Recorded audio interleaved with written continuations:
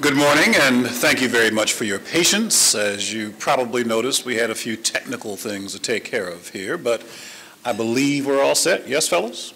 Good to go? Yes, sir. All right, thank you very much for your hard work. And good morning. My name is Anthony Wilson. I work at WTVD, and I live in Durham as well. It is my pleasure and a privilege to introduce some of the distinguished people who are here. We're going to talk about housing. Many of us here are already in the business at some level, but many of us also live here. And as we all know, housing is a fundamental need for everyone, and the quality of a city is often determined by the quality of its housing. And to that end, we hope that we'll be able to share some ideas, talk about some challenges as well as solutions before this day is over. And because you have been so patient, we don't want to talk a lot. We want to get right to the agenda. So to begin, we will tell you a few things about Tom Neiman. And when you're asked to do MC duties, you have to go and see what people are up to. And of course, we go to the internet and look things up. So I was looking up a few things about Tom Neiman and found this Facebook page that said, Tom plays disc golf, likes Auburn football, Johnny Cash, Southern culture on the skids, and Hank Williams Jr. I said, man, that's really interesting. Turns out that's not the same Tom Neiman we're talking about. Interesting guy, but the Tom Neiman we have here, many of you will know, is the principal of Neiman Capital LLC, and he transformed tobacco mills. I'm quoting from something that was posted on a Maine website, because he is known across the country, transformed tobacco mills here in Durham into residential buildings, which spurred development in the downtown area. You have no doubt noticed some of the things that he and his partners have done. Well, he is going to have a few words for you this morning, and we will continue with the program as indicated, but right now, please give a warm welcome to Tom Neiman.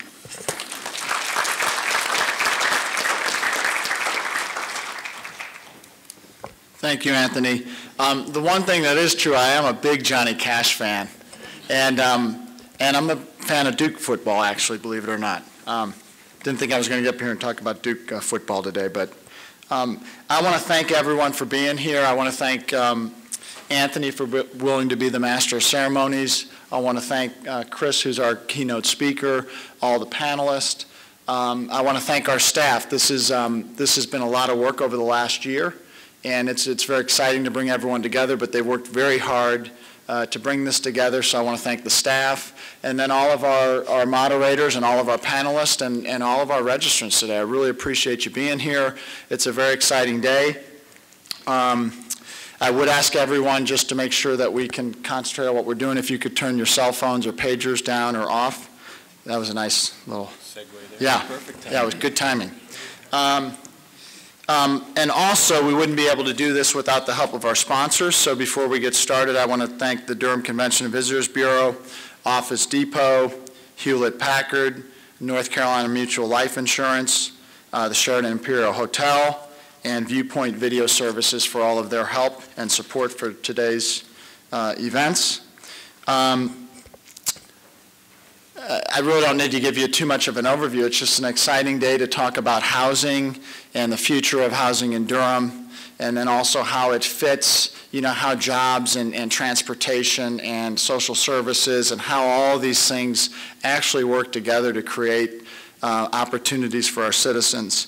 I've been a part of the Durham Housing Authority now for about 5.5 years, and I feel very, very fortunate. Mayor Bell appointed me about 5.5 years ago, and it's just been really, really neat to be a part of something that is so special. And especially as we look to the future, I think the future of Durham is extremely bright. We would hope that this would be the first of many annual conferences. We want to use this as a bit of a think tank. You're some of the best and brightest. People have come from near and far to be here today, but we want to use it as a day to kind of pull together ideas and really challenge each other and then look to the future. People that know me I'm a pretty positive guy. I've been a little bit tempered. You know, it's been a bad real estate market the last few years. So, but I'm still very passionate about Durham. I'm passionate about what we're here to discuss. And I'm the kind of guy that, you know, it's not a matter of the glass being half full. You know, if there's a few drops left in that glass, you know, I'm going to think there's an opportunity to use that water, you know, productively. And the guy that I'm going to introduce next is our mayor. And, you know, I think he's kind of the same kind of guy. He's, you know, a little more even-tempered and even-keeled than me, but he's been a very, very positive force for Durham. You know, he's a long-standing public servant. I think he was elected to the Board of Commissioners, the county commissioners in 1972. I think he served all the way up until, I think, 2000, 2001, I guess 2000. And I think maybe he had 2 years off, but that's a lot of public service and a lot of positive energy for Durham. He's also works at UDI, so not only when he's doing his mayor roles during the day, he's also, you know, full-time working for good causes in Durham. He's been our mayor since, I believe, 2000 or 2001, continues to serve in that capacity. And he's really, really positive in supporting all of these causes we're going to talk about today. So with no further ado, I want to introduce someone who is a really, really big fan of the Durham Housing Authority. He's been a great mentor of sorts to me while I've been a part of the Housing Authority and helping us in downtown revitalization, Mayor Bill Bell.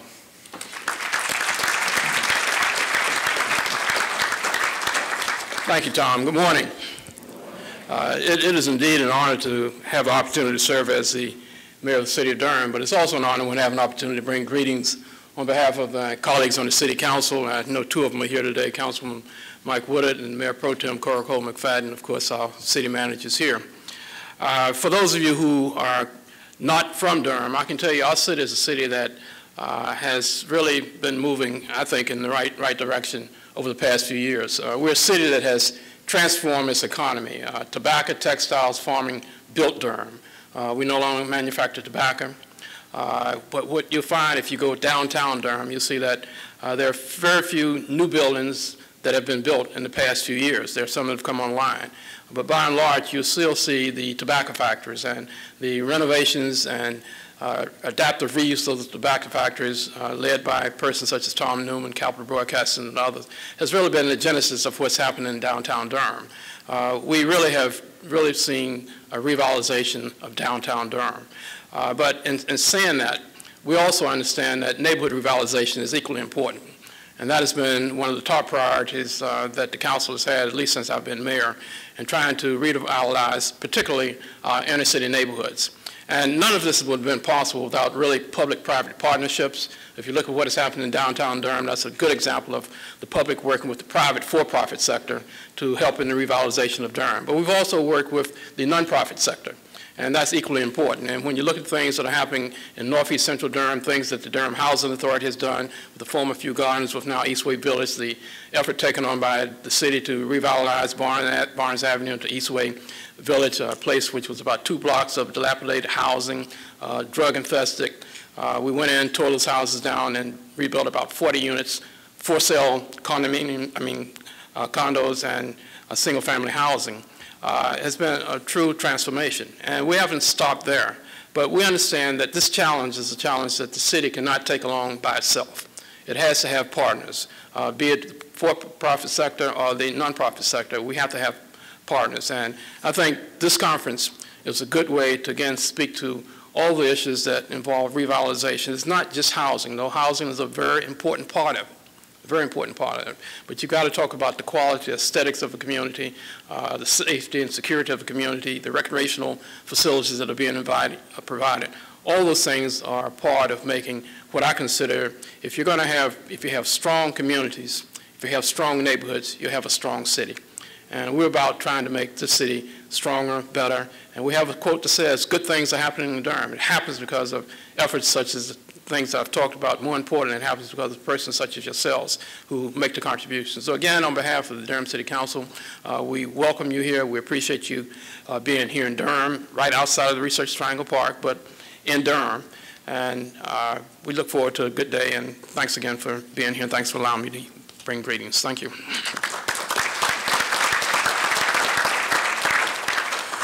Thank you very much, Mayor Bell. And now our keynote speaker, Mr. Chris Estes, who is the Executive Director of the North Carolina Housing Coalition. A few words about his background. He is a graduate of UNC Chapel Hill, a member of the 1986 NCAA Men's Lacrosse Championship team.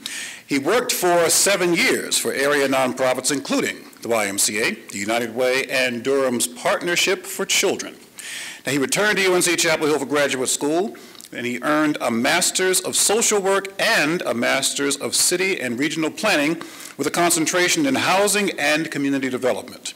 He has worked for a nonprofit affordable housing developer, DHC, and a tax credit equity syndicator, KEC, before joining the Housing Coalition as Executive Director in the fall of 2003. Ladies and gentlemen, please welcome Chris Estes. Thank you.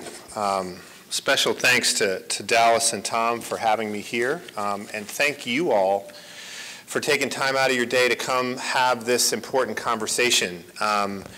As Mayor Bell indicated, I think housing is one of the most important elements of successful communities, and I will talk about this a little bit more, but it is one that we rarely talk about in a focus such as this, and I think it's long overdue, and one that's very exciting, both with Dallas's arrival at the Housing Authority and sort of Durham's continued emergence in economic development, that the synergy of this conversation at this time I think is really valuable.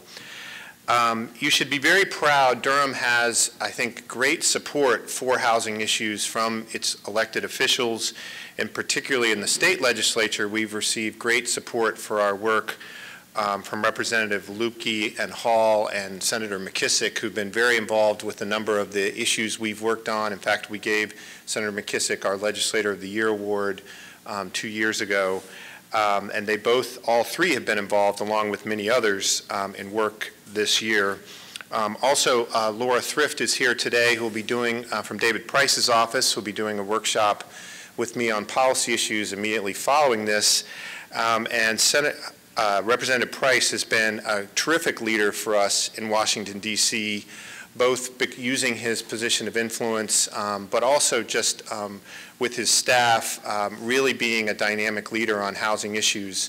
I should add that he's probably the only legislator I know whose staff we have given a Legislator of the Year award to. Laura's predecessor was such a great worker for us in helping us resolve a federal funding issue.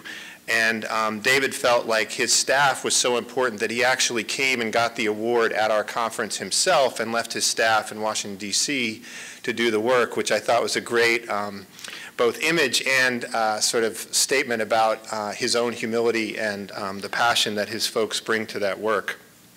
So I'm going to talk to you briefly about housing and sort of why advocacy for housing, and particularly quality, affordable, subsidized housing, is so important.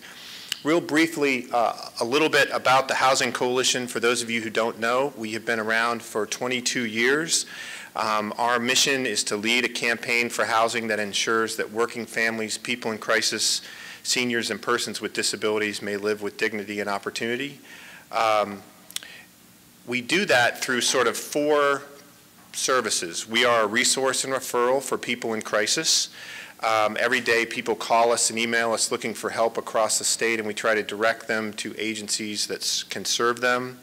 We're a clearinghouse for data, best practices, and research, and we do direct technical assistance around several areas: foreclosure prevention work, fair housing education and training, and we administer the Carolina Homeless Information Network, in which I know there's several folks here who are part of that. Every agency that receives HUD funding has to be on that network if they're serving the homeless, and we're able to, for the first time, produce an unduplicated count of who's homeless in North Carolina because of that work. A little bit about the housing continuum. And for those of you who can see this, I wanted to give you sort of a visual of sort of how housing fits together. And I apologize if it's a little small.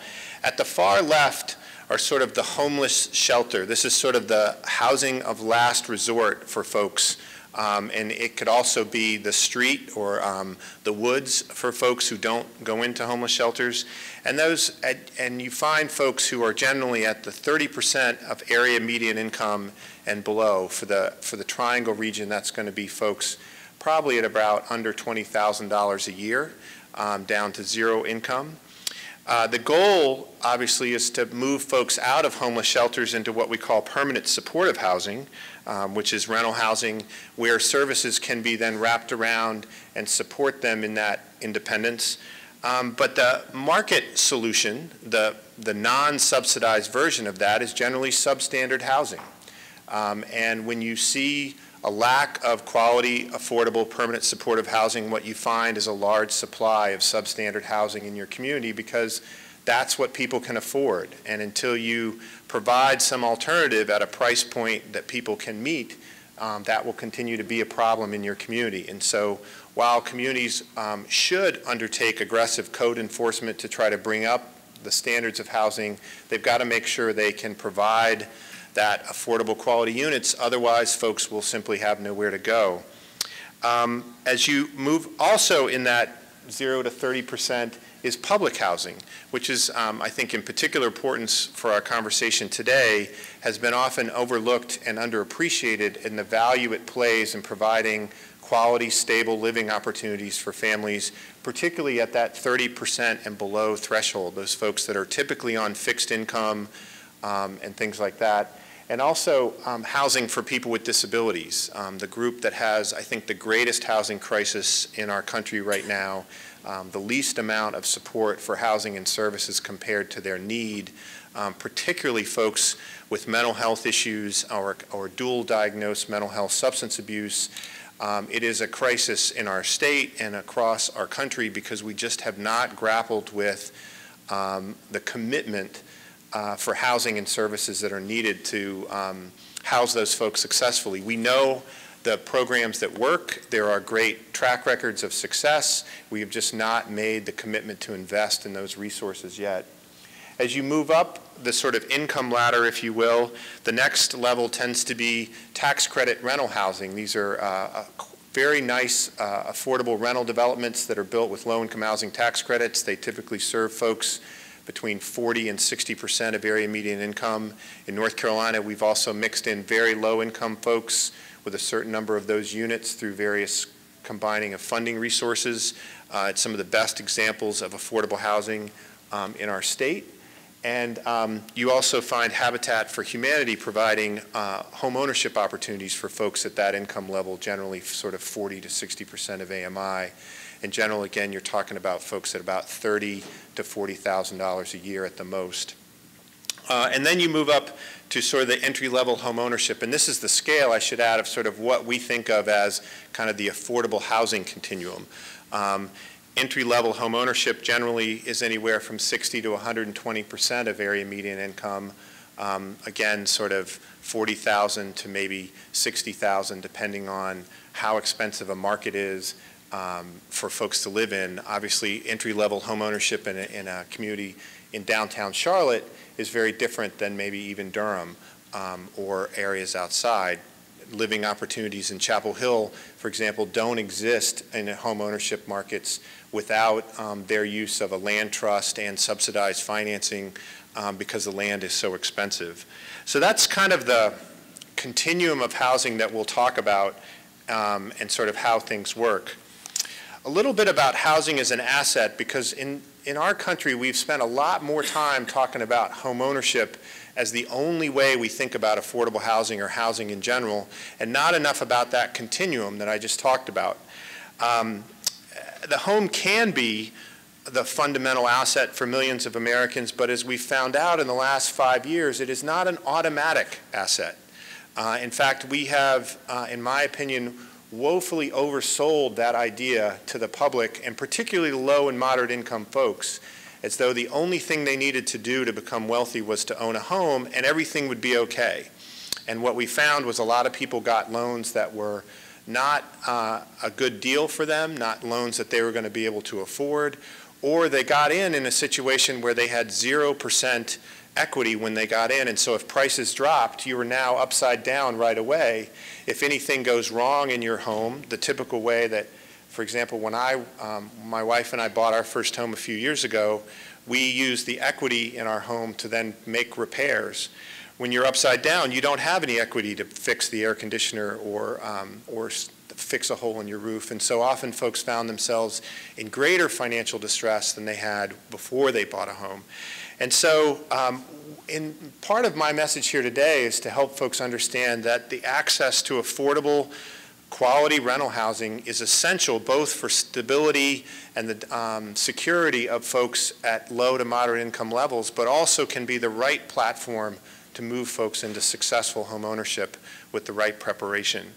For too long, we sort of skipped that step and particularly overlooked the financial education required to make sure folks would be successful, as well as the kind of consumer protections that are needed to make sure folks are not exploited. And we have tried to make some of those steps in North Carolina in the last few years, particularly on the consumer protections. And in this legislative session, we've actually had to work very hard to avoid having those taken back. But what I think is the last thing I want to leave you with on this topic is that all the research that has been done in the last 2 years has really highlighted that one of the essential benefits of housing, whether it's home ownership or rental, is stability. And that we have often overlooked that fact, that what people struggle with the most and all of the social factors that go when you can't find quality, affordable housing is that lack of stability. You're often having to move to the next place. Your children do not do as well in school. You may have to choose a place that is unsafe, which becomes a public health issue. It's much more difficult to retain successful employment when you can't find that stable housing opportunity. So the final thing on asset building that I'll add is that, again, when this research came out about a decade and a half ago, it was actually the same time that I was looking to go to school in social work and had been working in Durham with the Partnership for Children and was really interested in sort of what else I needed to learn about how to live